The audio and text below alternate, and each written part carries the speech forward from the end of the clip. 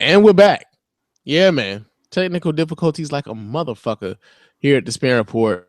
And again, for those of you who are watching live, I do apologize. For whatever reason, Google Hangouts was not allowing my man Cam to get on to be a part of this discussion, but we had to kick that old one out and start up a new one. But I do got my man Cam here to talk with us here about the LGBTQ community, the movement that is being sparked now, and the comparisons of to the 1960s civil rights movement, and whether or not those comparisons are applicable. So Cam, man, we talked about this on Facebook. I made some comparisons to the 1960s civil rights movement to the LGBTQ community's movement of today, and you took some exception to that. Could you explain why you felt the way that you did? Well, first off, thank you for having me on the show. Indeed, brother. I really appreciate you giving me a chance to voice my opinion. The biggest concern I have with it is that it doesn't do justice to either to compare them. While I do agree that there are some similarities to the two movements, there are vast differences, huge differences that to me take away from either movement by comparing each other. Okay. And what are those differences though? Where exactly would you take exception? Okay. Well, it's not necessarily. It's just the fact that I'm seeing it. There are disparities in the actual movements themselves. The fundamental, I guess, breaking all the way down to just the basis of it. Mm-hmm. There's no true comparison between skin color and honestly behavior. I understand that gays and lesbians is identity rather than behavior. But I mean, the definition is a romantic attraction behavior. Okay, well, here's where we kind of diverge a bit, right? Excuse me.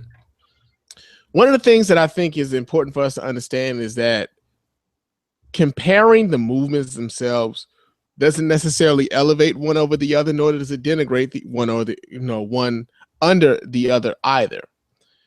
When I make a comparison to the LGBTQ community's fight for acceptance now compared to the 1960 civil rights movement, it's basically a way of trying to garner some understanding for folks who are unfamiliar or just, for lack of a better term, ignorant to the plight of their movement, right? So by making the comparison, it's almost like if I'm trying to get you to understand what it is these people are going through, I want to kind of give it to you in the sense of, well, this may be something that you understand. And if you have this understanding as to what this is, by making the comparison, you can kind of see where it is that they are with their particular struggle. And I think the mistake that a lot of times is made is that for whatever reason, we sometimes get into this emotional, clinging to whether or not we struggled more than anyone else, right? And although there has been a tremendous struggle for Black people, that's not to say that there haven't been struggles elsewhere. And so acknowledging that, I don't necessarily believe that we denigrate the 60s or that we elevate the LGBTQ community at this particular juncture. It's just a way of someone trying to give you an understanding as to, okay, if you can understand this, then maybe you can understand where these people are, or what these people are dealing with at this particular point in time. I semi agree with that. Okay. In 2008, the Abbott announced that gay is the new black. Okay. That was the cover. Okay. That was pretty much said that, being gay was pretty much the exact same thing as being black. Mm-hmm. To me, it's unfair. headlines like that garnish national news. You know, that was like a rally cry, you know, saying that being gay was black. And then now to have people who may use it in the sense that you're using it, saying that, you know, if you can understand one, you may be able to understand the other, versus when you normally hear it, you hear it as this is the new version of the other. Well, I get what you're saying, but at the same time, I think it's whether it goes down to where your level of understanding is, right? So when you see a headline that says "gay is the new black," right, in the Advocate in 2008, right? When you see a headline like that, it's easy. It's like a knee jerk reaction would be like, wait a minute, what the fuck are they doing, right? But at the same time, if you step back and you take a look at what it is that these folks are dealing with, then you can kind of understand, like, okay, they're kind of sort of dealing with some of the same issues that the black the 1960s civil rights movement were dealing with then. Some of those same issues are being brought forth now, right? So take, for instance, in the 1960s, it was acceptable in certain areas of the country for a lunch counter to deny service to black folks. Am I right? Correct. Okay. Now, we just had a few stories over the last couple months where we had a pizzeria in Indiana. We had a mechanic in Western Michigan. I forget exactly what the town was in Western Michigan, but we had a mechanic speaking about their religious freedom and how they would deny service to gay folks because of the fact that they were gay, right? Like, I have the right to refuse you because of my religious beliefs, right? So when you look at a lunch counter that says, well, I don't have to serve you because you black, and then you juxtapose that with a pizzeria in Indiana that says, I don't have to serve you because you're gay, and you listen, and also a mechanic who says, I don't have to serve you because you're gay. Those are a couple of things where it's like, okay, if you don't see the similarities between the two, I'm wondering where your head is at sometimes, right? Because that's one of those issues where it's like, okay, it's a direct correlation.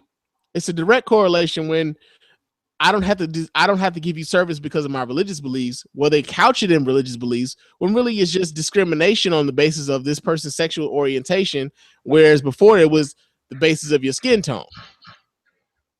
Okay. Well, the biggest difference with that is this.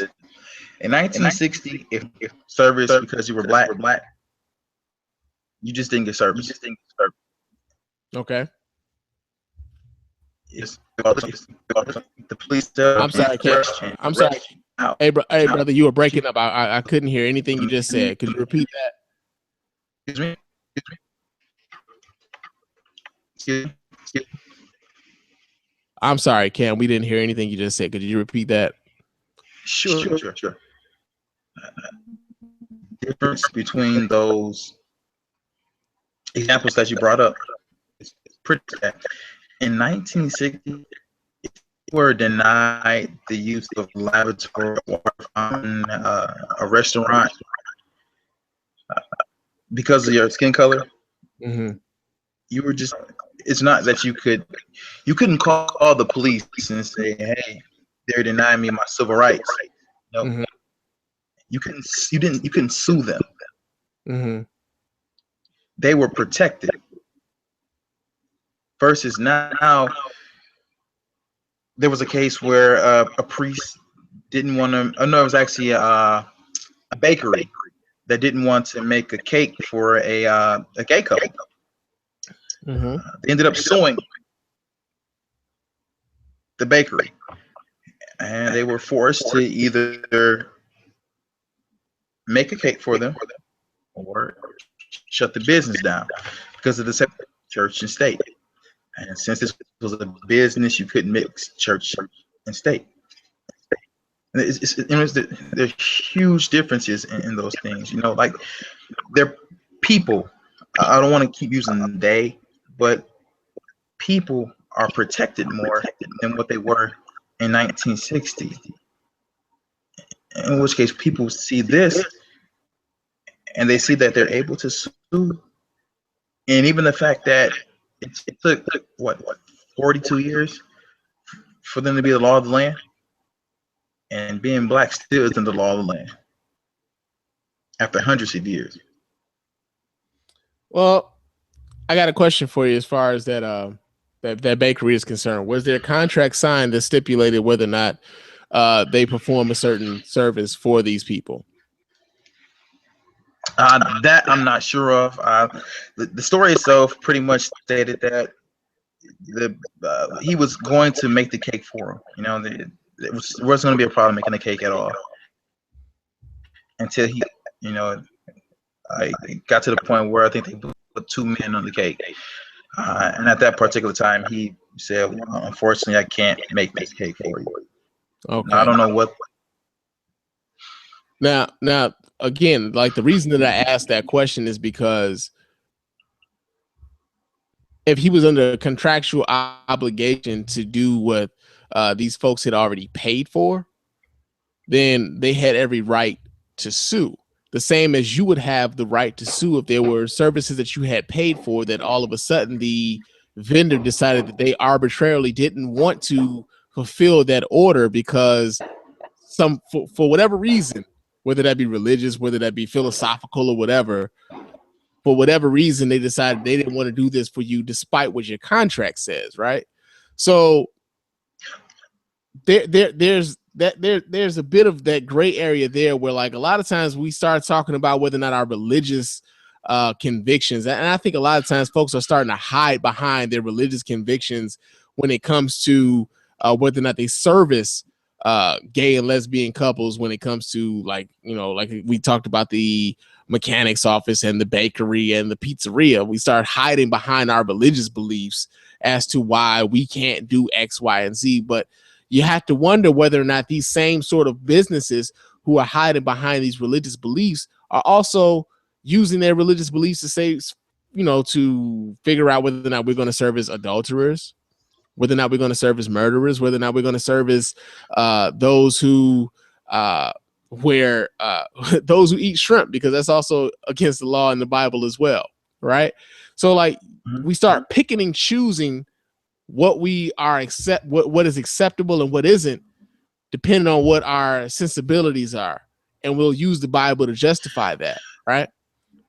Excuse me. Well, I agree with that to a point. I agree with that to a point also.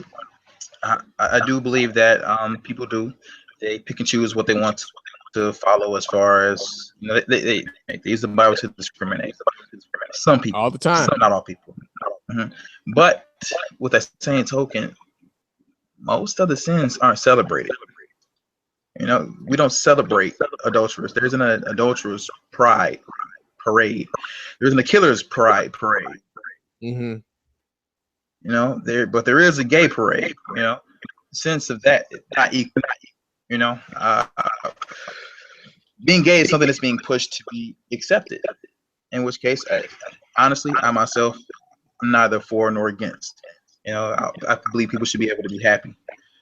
But when you compare it to sins, it's not necessarily the sin that's being discriminated against. It's the fact that every other sin isn't celebrated.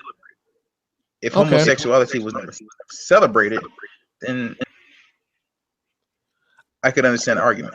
Here's the thing, though, and here's where I think a lot of discussion is to be had, and a lot of discussion will be made.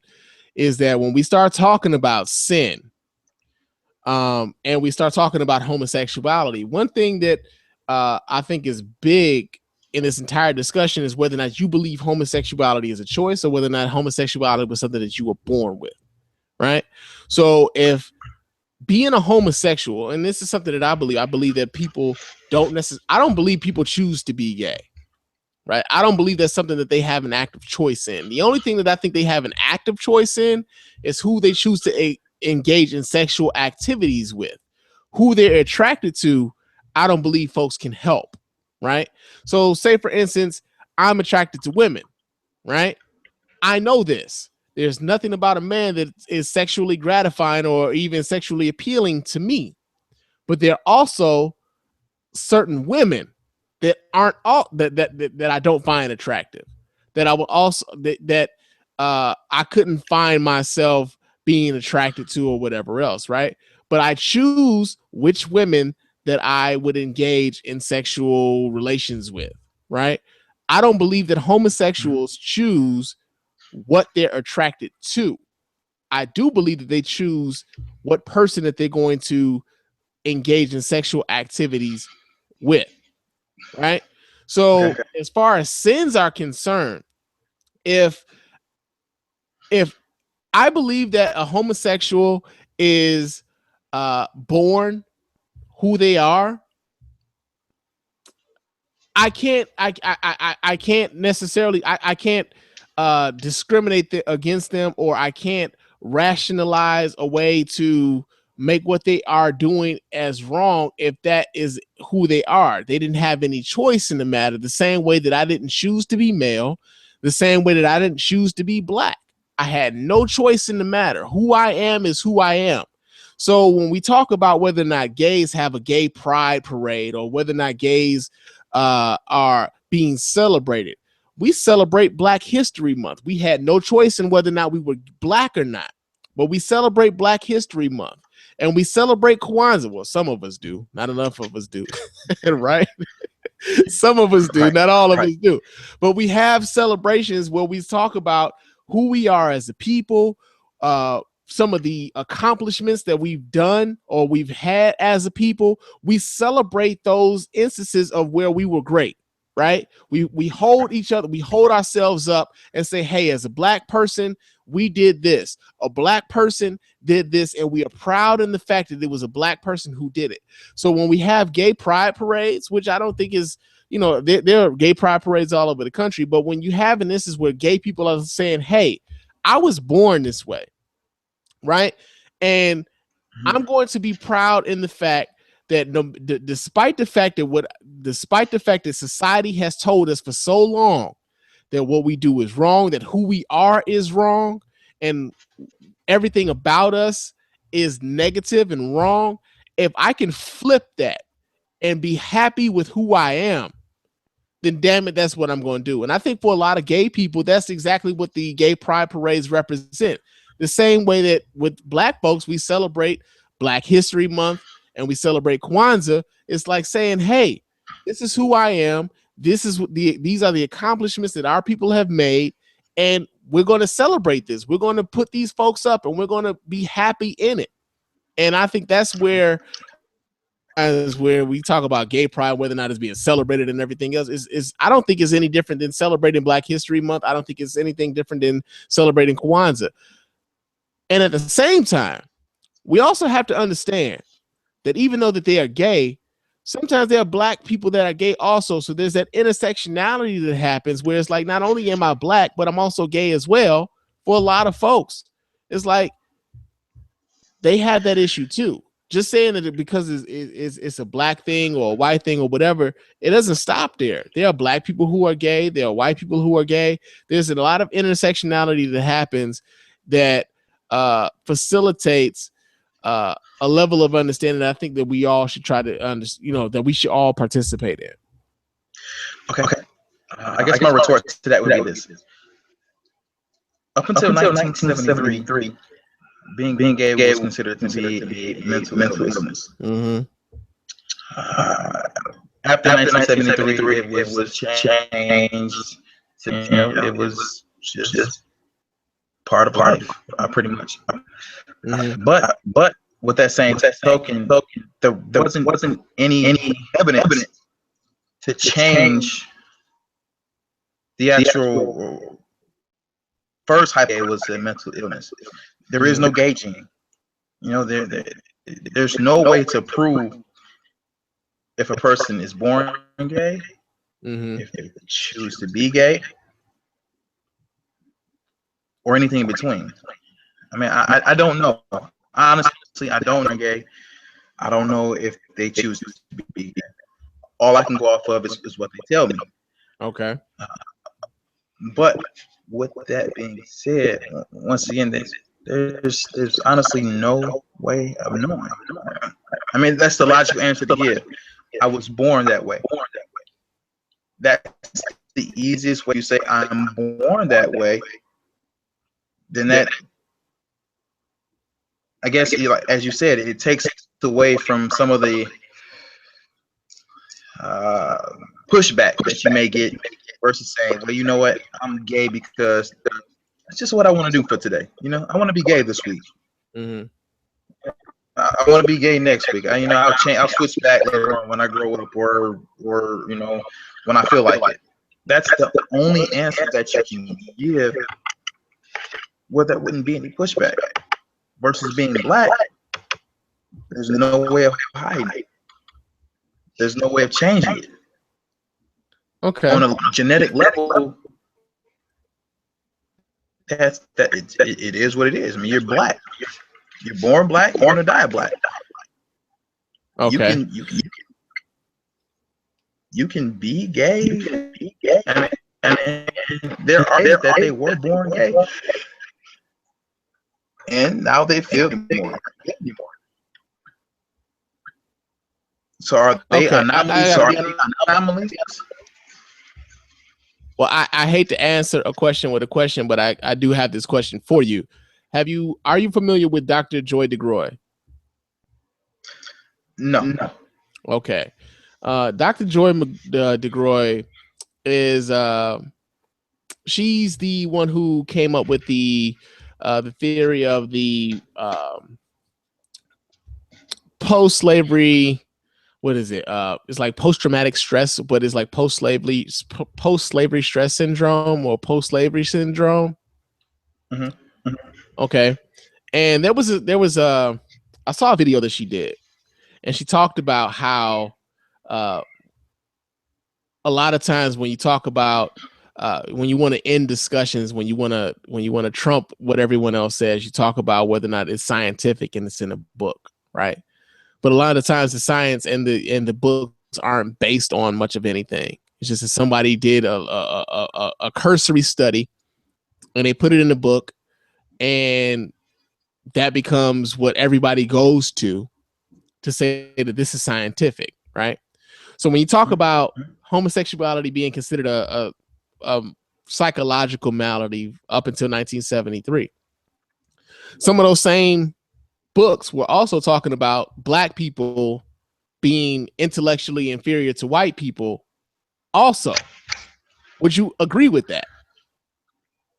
Yes, there were statings that black to whites as far as intellectual wise at that particular time, but those have also changed. But there have been studies, there have been things to prove that that is not the case. There hasn't been anything concrete to prove that being gay is not, it is something that you're born with. If there was some study or something that was done that actually 100% said, hey, people are born gay, there's a gay gene, this gene right here makes people gay, then that would be something that we would be able to go with. But there's nothing there.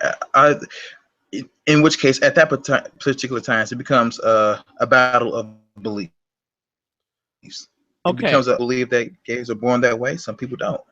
Now, see, the point that I was making was the science. A lot of times, folks will point to that science as this is the undisputable proof, when actually there really isn't anything undisputed about it, right? It's just a way to shut down the conversation. So when I ask a question like, do you believe whether or not black folks are mentally inferior to whites, you would say no. But that same book told you that black folks were intellectually inferior to white folks. That same book is also telling you that homosexuality was a mental malady, right? So you don't believe so you don't believe one part of it, and I'm not saying just you per se, but folks will say, well, I believe this part, but I don't believe this part because this part kind of fucks with me and my shit, right? So that's what I was getting at when we start talking about whether or not when we start talking about homosexuality is a mental malady, and whether or not that's even a valid thing, right? Oh, especially when we talk about whether or not folks are born gay and everything else. One of the reasons that, and I've said this on the show before, as to why I don't believe that homosexuals are that they choose that, right? When we think about how we are brought up in society as a whole, especially in the time that me and you came up, right? Since we go way back, right? We go back to elementary school. In the time that we came up, it was not socially acceptable to be a homosexual. Am I right? Correct. Okay. Correct. So in the time that we came up, it was not socially acceptable to be a homosexual. You had to stay in the closet. If you were found out to be gay, you were bullied. You were probably getting your ass whooped at school. Folks were making fun of you, right? True. That was happening. So we lived in a time where it was not socially acceptable to be gay. It was very socially acceptable to fuck with gay folks, though. It was very socially acceptable to whoop their ass. It was very socially acceptable to talk shit about them. It was very socially acceptable for them to pretty much keep whatever it is that was going on with them, who they are as human beings. It was okay to discriminate against them. There was a last socially accepted discrimination that we had, really, that even black folks can participate in it. Like, even black folks are like, yeah, man, let's fuck with this dude over here. He probably take it in the booty or something. And even to this day, like even now, we still have a lot of that attitude where like folks still feel like they can fuck with gay people and get away with it.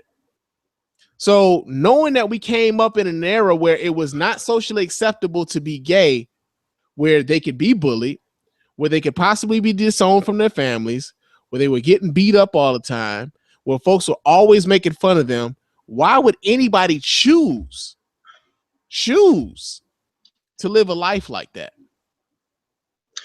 For the simple fact that it's something that they want to do. I mean, that's what you want to do. That's like saying, why would you murder someone knowing that you're going to go to jail? Why would you be a pedophile if you know you're going to go to jail? Why would you do anything wrong knowing that there are consequences based upon that decision that you make? I mean, at that particular time, once again, it becomes a personal belief. I mean, if this is something that they feel strongly enough about, then they'll do it no matter what the case is. But it makes it easier, though, that even though in our time, no, it wasn't socially acceptable to be gay. But as of right now, you're praised as a hero for coming out to be gay. You know, Neil Patrick Harris, Ellen DeGeneres. We have openly gay CEOs. We have openly gay fashion designers. We have congressmen. We have people in Congress, celebrities, CEOs, financial gurus, sports stars, Hollywood moguls, you know, college professors. I mean, they're openly gay and they're celebrated. Back in the 1960s, we didn't have anything like that. I mean, we didn't have anyone in those positions. We didn't have that, you know. They have that. In which case, that's one of the biggest differences between the civil rights movement in the 1960s versus now. I mean, like, you've got companies that support them. You know, Burger King had the rainbow colored Whopper. You had other companies that came out and they pushed, you know, they pushed for this to be something that would be accepted. We didn't have that in 1960. There weren't companies coming out saying, you know what, leave blacks alone. Leave blacks alone. Blacks are great. Hey, your best friend could be black. You know, there was nothing at that particular time to help us. We did this ourselves. It's not like the parades that we had, we got hosed down. You know, fire hoses, dogs, from the people that were supposed to protect us, the police. You know, versus now, they can have a pride and they have the protection of the police, whether the police like it or not. I mean, they're just huge differences between then and now. And to me, once again, to compare them as to say, if you can understand one, you can understand the other, once again, does both an injustice, because they're two totally separate things. I mean, in each has their similarity, which I once again really agree with that.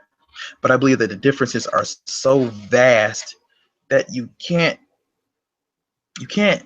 compare compare them as if you understand one, you can understand the other, because one is innate and immutable. You know, your skin color. I mean, that's it. Your skin color is your skin color. Your sexual orientation is not. You know, there is no way of knowing once again that you are born gay. I mean, if you're black, man. That's pretty much it. You know, you're done for life. For life, you're black. Let me ask you And we something. didn't have. Mhm. Let me ask you something, because you talked about, you know, you kind of compared being gay to whether or not like killers are celebrated and pedophiles are celebrated and everything else, right? Mhm. How many people do you know how many people do you know consent to being killed? I mean, I don't know anyone personally. Right. You don't know anybody that consents to being killed. How many people do you know, or how many children do you know can consent to being involved with an adult? That's a morality clause. The same thing No, about even legally. in certain countries. Legally. In certain countries, that's here in the U.S. We're not talking about other countries right now, bro. We're talking about right here in the Okay, U.S. okay, Can legal. How many kids can legally consent to being with somebody who's an adult? none. None. So right now we're talking about, you were kind of comparing murderers and pedophiles to two consenting adults getting together and saying, hey, I want to be with this person for the rest of my life, and I want my marriage recognized the same way that anybody else's marriage is recognized. Here's the thing, man, and this is why I think a lot of people get it screwed up, is that for them, this is all about equal protection under the law, right? Hmm? If you go to your county clerk and you want to get married to your woman or whatever, nobody questions that. They give you a marriage license, you go about your merry way, you go to your church or wherever it is that you go to, and you get married. Nobody questions it. You go and send your paperwork into the job. They put your woman on your health insurance and everything. Everything is cool, right? Hmm. That's all homosexuals are asking for, is the same ability to be able to say, hey, this is the person that I want to share my life with. If I want to bequeath anything to them upon my death, this is what should happen. They should have power of attorney. They should be able to do this. They should be able to do that. That's all they're asking. So when we talk about not even just so much like, whether or not you're born gay and all of this other stuff, at the end of the day, what this decision was about was equal protection under the law for all of its citizens. Now, I think sometimes we forget, and I bring this up again, that not only are there, you know, black people who are also gay, but of course, there are white folks and Hispanic folks and Asian folks who are gay. The thing, all they're asking for is equal protections under the law. So, take for instance, in Michigan, right? We live in a state right now and we live in one of 29 states where it's legal for someone to fire you because you're gay. 29 states in the union allow for people to be fired from their job simply because they're gay. Not whether or not they're performing the job the way that they're supposed to be performing the job, not because they don't have the abilities that everyone else has, but if they're found out to be gay, they can lose their job. We also know that in the 1960s that folks were passing. There were certain jobs that weren't available to people because if you were found out to be black, you were let go.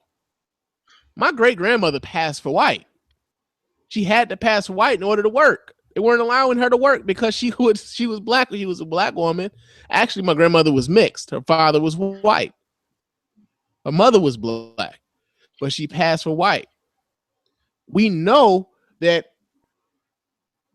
companies have the ability to fire someone because of their sexual orientation the same way that companies had the ability to deny people work because if they weren't white, they couldn't work.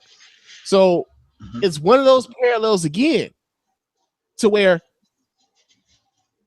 we have the, it's just one of those parallels, bro. It's one of those parallels again to where, like, if you can understand where they're coming from as far as like, okay, I can't work if anybody finds out I'm gay. I can't work if anybody finds out that I'm black. It's again one of those parallels that pops up that folks typically don't necessarily think about when they're thinking about this issue. All right, with that, I guess I need to rewind just a little bit. You Okay. said that they were pretty much looking for the same, pretty much rights that anyone else has, once again, to marry whoever it is that they want to marry, so forth and so on. The two principal elements for marriage is that it be a man and a woman. There was a time in which case where blacks couldn't marry whites, whites couldn't marry blacks, so forth and so on. But when that law was removed or a new law was passed, it didn't redefine marriage. Now marriage isn't defined as being one man. Marriage is being defined as two people, two consenting adults. In which case, if that's the case, if you're able to redefine marriage in that way, then I'm not saying that it actually will happen, but it would, to me, it would be only fair if it can be redefined for others also. Meaning, as if a family member wanted to marry a family member, if someone who is older wanted to marry someone who was not of legal tender, if polygamy, if someone wants to have more than one wife.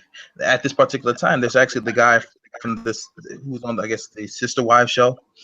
He actually wants to make his marriage to a second wife binding. He wants her to be considered a second wife. And he pretty much capitalized on the LGBT. He stated that, hey, you are allowed for them to be able to redefine marriage. Why can't I? I should be able to marry whoever I want. Marriage should, since it is no longer one man, one woman, it's two people. Well, why not be able to be three people, four people, five people, six people, seven people? It's Okay. pretty. Well, I'm sorry, bro. Go ahead. I was just going to say, the only thing that at this particular time is, I guess, stopping anything from happening is because it's not the flavor of the month.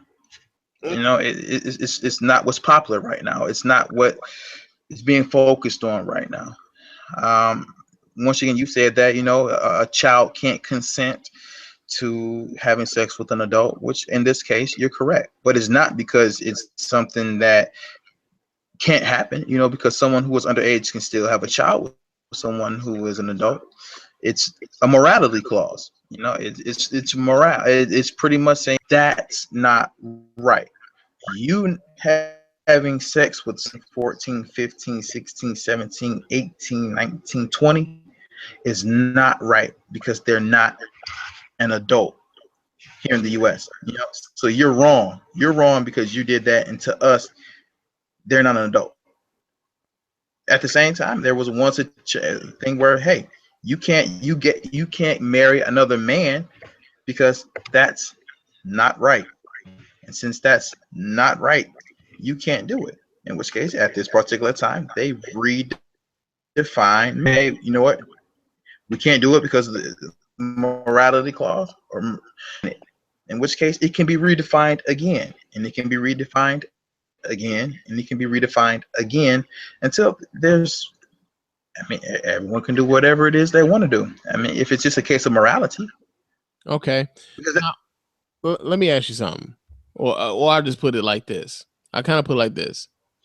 When we talk about marriage in the sense of what is defined as, right? When we talk about a marriage is defined as a man and a woman, the marriage definition when it comes to things like that typically come from a religious base, right? We live in a country where your religion doesn't dictate what this government does, right? So if you come into if you're coming into this argument with, well, in my religion, a marriage is defined as a man and a woman, and I know a lot of folks and a lot of laws have been passed across the country and they've been put up for votes, where a lot of laws have been passed where they talk about a marriage is defined as a man and a woman. We had the Defense of Marriage Act passed years ago, where we tried to define what a marriage is, and we tried to make sure that we define it as a man and a woman. Those are religious rights. That's how certain religions look at a marriage. When it comes to whether or not your government looks at a marriage in the exact same way, is something totally different, right? It's something totally different. Your government is looking at this as a business transaction. Not so much about your religion. They don't have any hangups about whether or not you subscribe to a certain religion. Your government is looking at this as a business transaction. Are you going to be tying any is your money going to be tied together? Your checking account is going to be joint. Are you going to be filing your income taxes together? You know what I mean? Like, your government is looking at this like as a business transaction. Whether or not you do it as a Sikh, whether or not you do it as a Christian, whether or not you do it as a Muslim, whether or not you do it as a Hindu, the government has no issue at all, or shouldn't have an issue at all, as to what your religious affiliation is. And so for a lot of folks to try to project their religious interpretation of what marriage is onto what the government is supposed to interpret what the marriage is for governmental purposes, is where folks get it messed up. Because at the end of the day, we do have a separation between the church and the state. We can't necessarily walk around saying that, like, hey, as a I'll put it like this. People do walk around and say, hey, as a Christian, I don't believe this. I don't believe X, Y, and Z should happen. But at the end of the day, your government isn't Christian. Your government is agnostic. Your government has no religious affiliation whatsoever. So for folks to walk around thinking that the government is supposed to rubber stamp their religious affiliation and their religious ideology is where folks get it fucked up. Okay, well, I wasn't coming from a religious place. No, not I was coming from Webster. That's where a lot of it comes from. Okay, well, Webster's dictionary, marriage, any of the diverse forms of interpersonal union established in various parts of the world to form a familial bond that is recognized legally, religiously, or socially, granting to participating partners mutual conjugal rights and responsibilities, including, for example, opposite sex marriage, and as it's been same-sex marriage, plural marriages, and arranged marriages. That's the definition of marriage right now as it stands. But we don't allow for plural marriages because of morality and also because of religion. We don't allow for minors to marry because pretty much religion. I mean, they're morality. These things are also stopped based upon the same thing. So it goes to what you're saying. You can't say, well, we can do one, but we can't do the others. Well, okay, we can do two consenting adults, because you know what? You're right. It's not a religious thing, but you use that same religious clause to stop minors from marrying adults or polygamy, when the definition of marriage itself includes opposite sex marriage, same sex marriage, plural marriage, and arranged marriage. It doesn't specify if they have to be a certain age to get married. It doesn't have to specify if they have to be a certain height. It doesn't specify anything outside of the fact that, hey, bro, let me ask you something. Would you allow your 3-year-old son to get married right now? Is your 3-year-old son capable of being married right now? No. My belief is no. But a 16-year-old, but a 16-year-old is a 16-year-old can be emancipated. A 16-year-old can be emancipated. Do you think that you were ready for marriage at 16 years old? No, I honestly don't believe I was, but maybe there are some people that may be. I'm not them. We're not them. We aren't. Who are we to judge? We aren't. We aren't. But the point that I'm making is there's a reason. There is reasoning outside of religion, affiliation, or anything else that children aren't allowed to enter into you aren't even allowed to sign a contract until you're 18 years old. Your parents have to sign that over for you. Right? Mm-hmm. So there are reasons as to why a child isn't allowed to do certain things. There's also a reason why we have child labor laws now, because children were being abused and worked to death because of the fact that they were children. They had no say in anything. Folks were just making them do what they wanted because they were children. So okay, these laws are put into place to protect these children from abuse, whether that be an arranged marriage, whether that be from putting these kids in a position to where they have to work a certain amount of hours. Your kids aren't allowed to work, all hours of the night. Like, there are reasons that there are laws in place to keep children from being abused. And one of the reasons that children aren't allowed to be married at certain ages, and I think it varies from state to state, but one of the reasons that they aren't allowed is for the protection of the child. When it comes to same-sex marriage, these are two consenting adults entering into a contract with each other. Two consenting adults. And at the end of the day, neither one of these adults' decision affects it doesn't affect anyone outside of that. Like, for me and you, I don't see how a homosexual couple being married affects our day to day. I don't see how that affects our day to day. I wonder how you feel a homosexual marriage affects you on a day to day basis. Well, to me, it doesn't affect me. I guess my question to you would be one question twofold. Do you agree that polygamy should be legal? And do you people? I'm sorry, I didn't get that. Okay, my question is this: one question twofold. Okay. Do you believe that people should be able to marry more than one person? And number two, do you believe that people should be able to marry their relatives, as long as they're consenting adults? Okay, here's my answer to that question. Do I believe that people should be able to marry to more than one person? If they're all consenting adults, then yes, they should be able to marry more than one person, especially if they're able to sustain themselves, right? No problem with that whatsoever. So long as they're able to sustain themselves, then fine, do what you want. You're an adult, correct? What was the second part of your question? Do you believe relatives? So say a mother and son, a father and son, a mother and daughter, as long as they're of the age of consent, do you believe they should be able to marry each other? Okay, now to that second point, no. And the reason why is because of the genetic diseases and the genetic the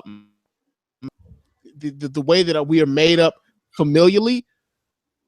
If they were to have any sort of offspring, their offspring are going to be suffering from all sorts of maladies that they wouldn't necessarily deal with someone of their immediate ancestry. So me having, like, say for instance, if I was to run up on one of my sisters and say, hey, let's get married and have kids and everything else, not only is that one creepy, but two, that's also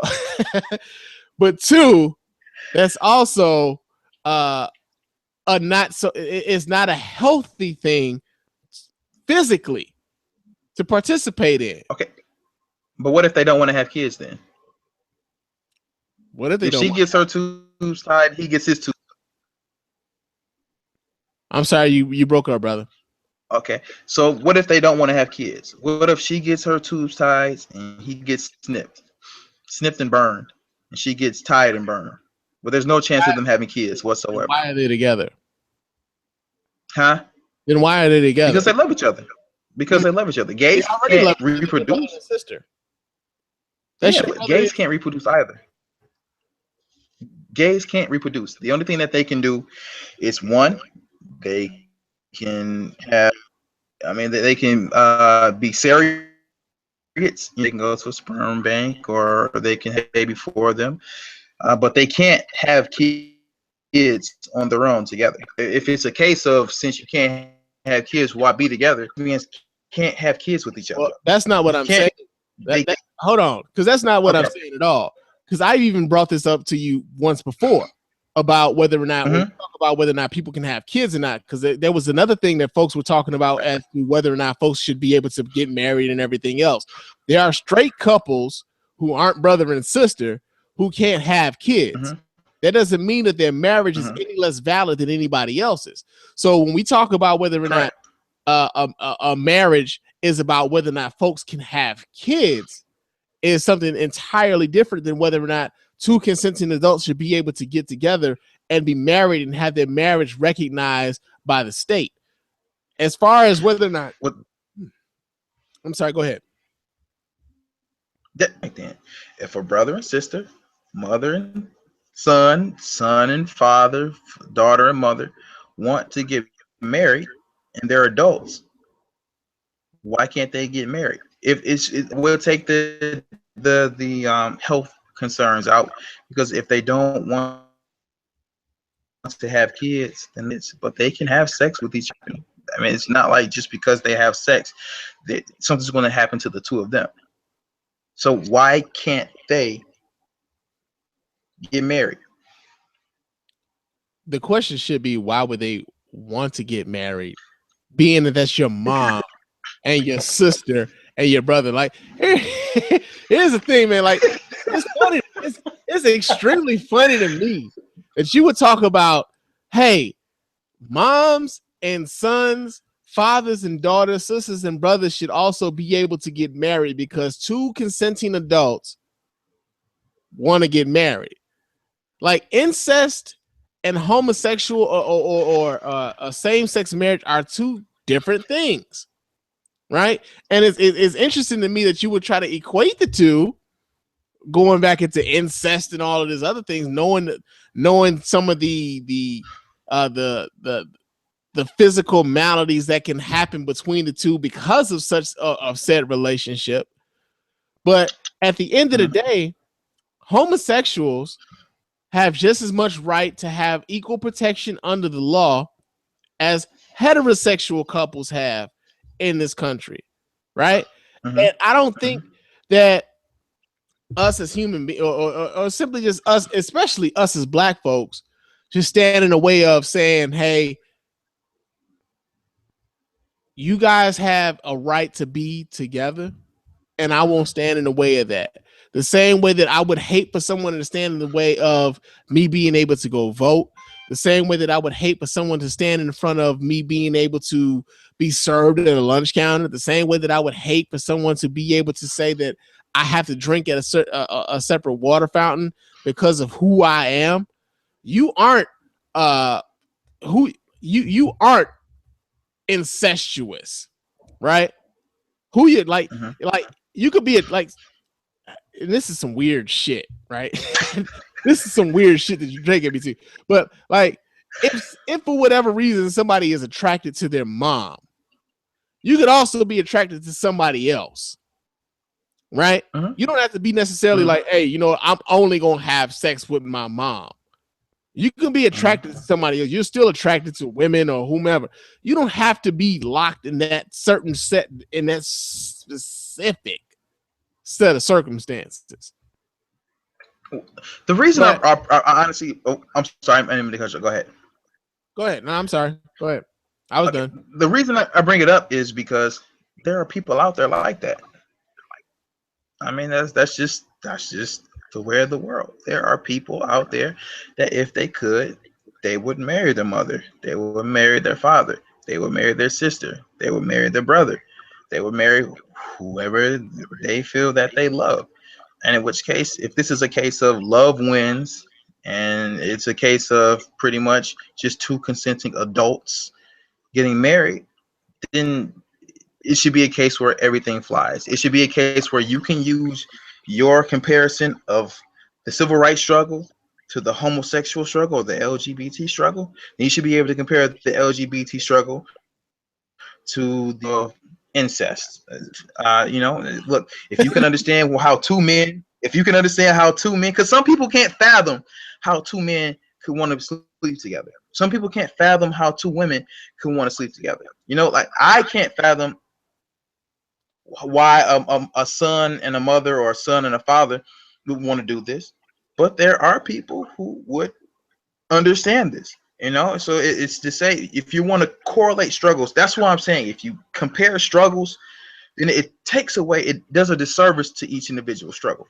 So when you compare, you can compare blacks to gays, and you can compare gays to incest, you can compare incest to polygamy, you can compare polygamy to pedophilia. You know, you can draw a comparison to every last one, because what is individuals' beliefs. It breaks down once again to beliefs. No, and this is where we flat out disagree. Disagree. This is where we flat out disagree because again, we're talking about whether or not there should be equal protection of everyone under the law, right? Mm-hmm.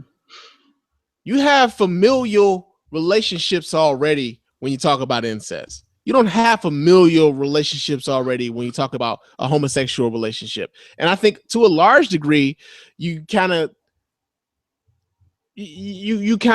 basically denigrate homosexuals as to like them just being a part of another perversion, so to speak. Like you like we look at incest as a specific nasty sort of perversion, right? And you kind of denigrate homosexuality to that specific subset of perversions.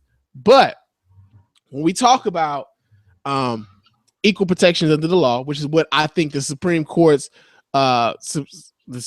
decision was about. When we talk about comparing struggles or whatever, when we talk about those comparisons, what we're talking about is we fought for a specific set of rights. We fought for the right to vote. We fought for the right to be seen as citizens of the United States. We fought for the right to be served in certain spaces. We fought for the right to have our voices heard in certain spaces. The same sort of things are happening with the LGBTQ community.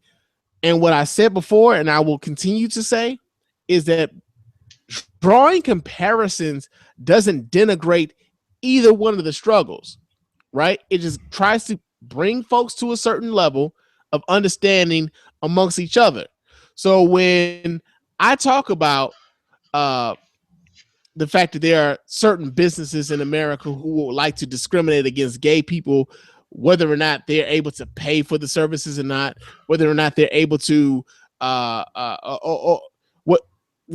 necessarily, whether or not they're able to pay for the certain services, and whether or not they coincide with someone's religious beliefs, is wrong, right? And we talked about in the 1960s where it was illegal in a lot of places for black and white couples, interracial couples, to marry.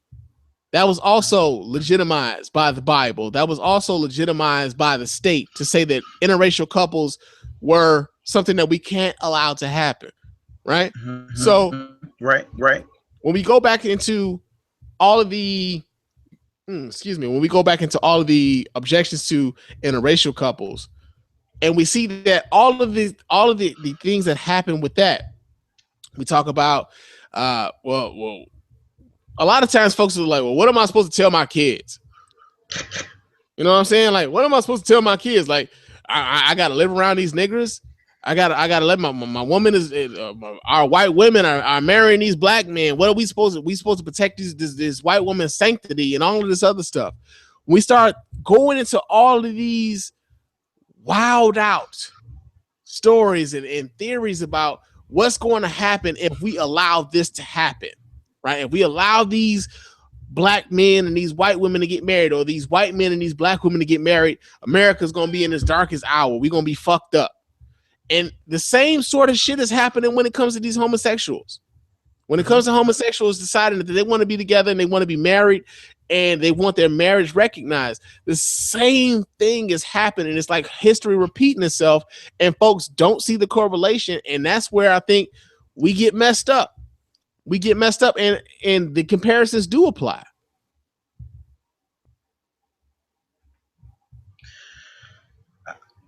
I guess my only retort to that is this: they can eat wherever they want to eat.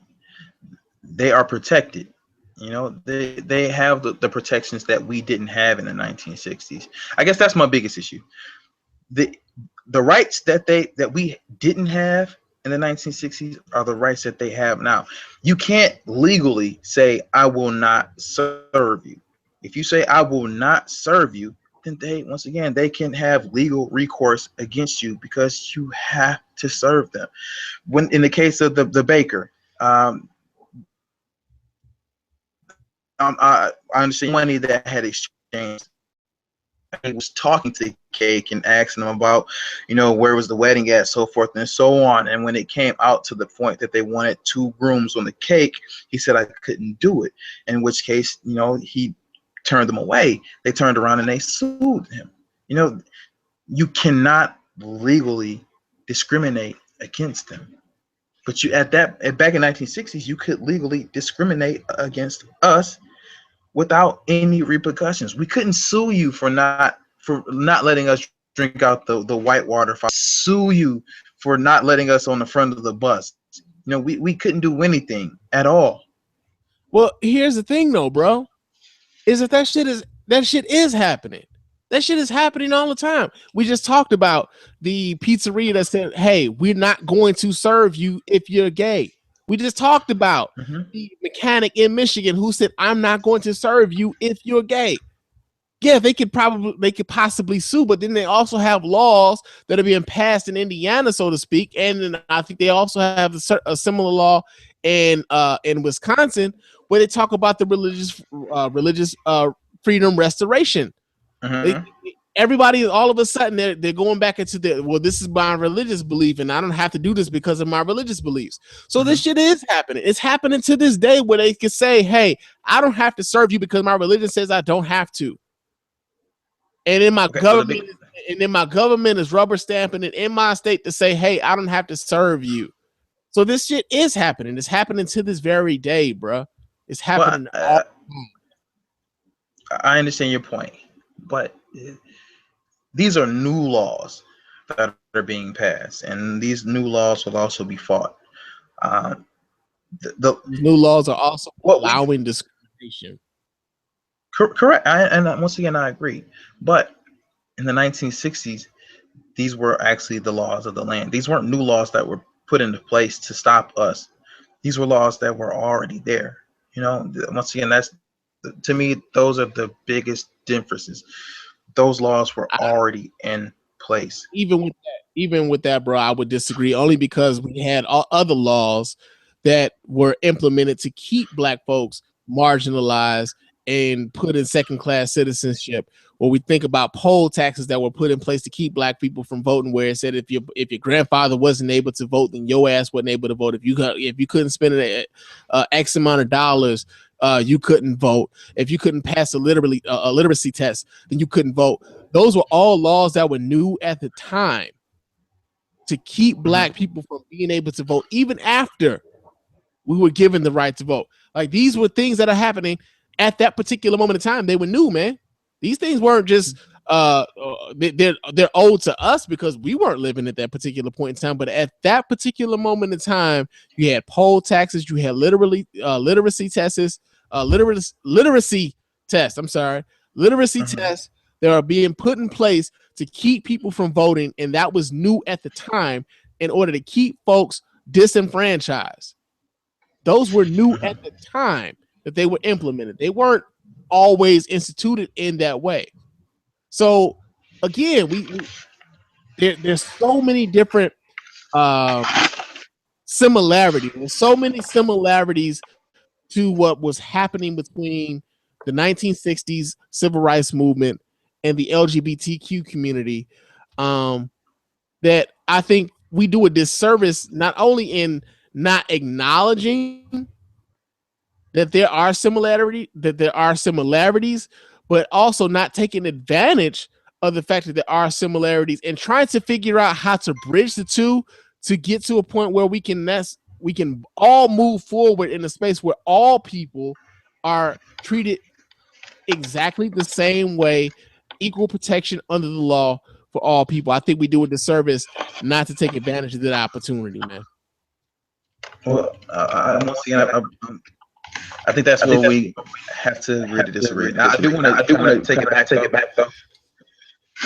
I don't want anyone to get the idea that I believe that being gay is gay, and I compare it to polygamy and I don't want them to think that I'm doing that just to say that being gay is just nasty or wrong. The only reason I did the correlation is because they have similarities, and the biggest dilemma for each of them is morality and religion. Mm. That's the biggest obstacle for each and every one of them. It's religion, and morality. If you take the family portion out, you just say marriage is between consenting adults, then you are able to pretty much do whatever you want. Sky's the limit at the time as far as getting married. Okay. Some people won't like that. Some people will love it. I don't. Like I said, I don't want people to think that it's perverse, and I'm comparing it to things that are perverse. Because some people do. They listen to what you say, but they don't hear what you're saying. Well, I'll put it like this before we close, bro. I think to a large extent, especially for those who are Christians or those who are going on their religious convictions, I think for a large extent of them, they feel persecuted because folks are shouting them down when it comes to when they're talking against or same sex marriage and what have you. But at the same time, they don't see the years and years and years of persecution, not only in just rhetorical persecution, but also where folks were being killed, murdered, bullied, and everything else behind being LGBTQ, right? Mm-hmm. And so for a lot of folks who are objecting to this because of their religious beliefs, they feel persecuted. But what they're feeling at this particular moment in time, as far as their persecution complex is concerned, is nothing compared to what the LGBTQ community has been going through over the years, man. It's nothing to be it's really nothing compared to it. It's nothing compared to it. But I do appreciate you, bro, coming on and speaking what you feel. And like I said here at the Spann Report, man, I want everybody's voice to be heard, man, even if I disagree. So I do appreciate you coming on, brother. Real talk. Well, I appreciate you having me. Indeed, man. Indeed.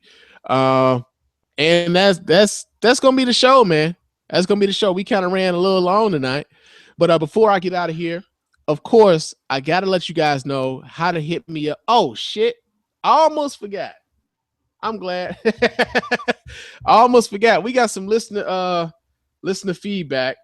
Let me pull this up real quick. I got some listener feedback to respond to. I almost got out of here without doing this. My bad, brother. Because I know hold on just a second. Let me pull this up.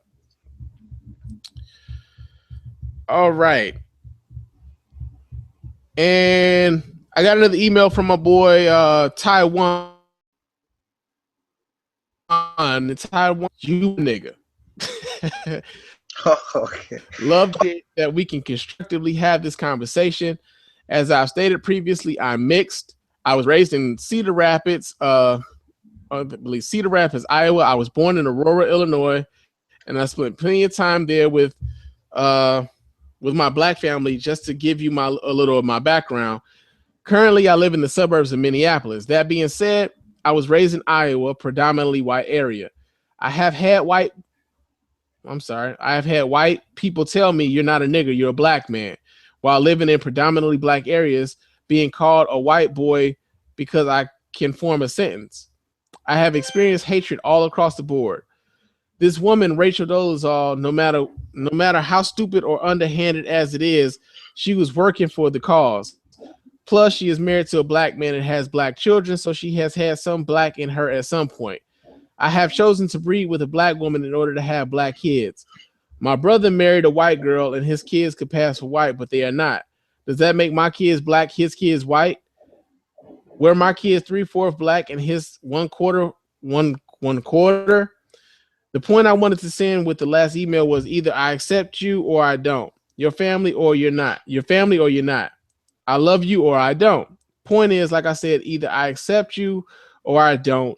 Judging from here, I accept her. And in opinion, good for Rachel Dolezal, good for you. Welcome to the family. Okay. That was kind of hard to read, Taiwan. But here's the thing, man, and I think I've said this on the last episode, and I think I said this even on the No Nonsense show the last time I called into their show.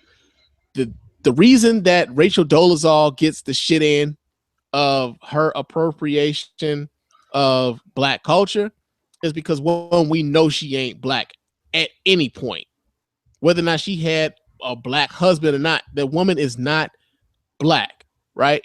And I think it does a disservice to all black women to just say, hey, she's done more black, or she's done the work. No, she hasn't done the work. Everything that Rachel Dolezal has done has been to the benefit of Rachel Dolezal. It wasn't to the benefit of you or I. It wasn't to the benefit of you or I. And to be quite honest with you, and I said this on the Black Guy Who Tips, I said this on the No Nonsense show, and I said this on my show. It's way too many brothers giving this woman a pass on what it is she did, while at the same time denigrating the work that that black women have done for the cause, man. I want you to write into me and tell me what the work that she did, the work that she did that actually benefited black folks. You're welcome to write in. You're welcome to call in. You're welcome to any way you want to do it. You're welcome to write in, call in, or whatever to tell me what work that Rachel Dolezal did that actually benefited black folks and didn't benefit her. Because every time someone mentions the work that Rachel Dolezal did, they can't ever give me any fucking examples. So I want you to give me an example of the work that Rachel Dolezal did that benefited black folks, man. And I appreciate you writing in, Taiwan. I really do, brother. But we gonna have to agree to disagree on this one, man. We gonna have to agree to disagree with this one. But I do appreciate you writing in, brother. And I hope to hear from you again, man. Real talk. But again, before I get out of here, I gotta let you guys know, just like Taiwan, how to get in touch with me here at the Spann Report Podcast and let your voice be heard. You can hit me up on the hotline at area code 313-288-0485. That's area code 313-288-0485. Leave those voicemail messages. I will play those on the show. And of course, I will reply to those messages on the show as well. You can also hit me up at the email. My email, of course, is feedback@thespannreport.com. That's feedback@thespannreport.com. Leave those emails. I will read those just like I did Taiwan's and reply to those emails in kind. You can also hit me up on Twitter and Instagram. My name, of course, on both of those platforms, of course, is Mr._Spann. So you can hit me up there, chop it up with your man throughout the week. Leave me an iTunes and Stitcher review, man. iTunes and Stitcher review. Hopefully they 5 stars, man. Let me know what you thought, guys, are thinking about the show. And let everybody know what you thinking about the show on iTunes and Stitcher. And of course, you can hit me up on the website, man. Go to the website, thespannreport.com, www.thespannreport.com. Get all of the Spann Report podcast episodes. Everything associated with the Spann Report is right there at thespannreport.com. So, yeah, man, it's been real. I'll talk to you guys later. Peace.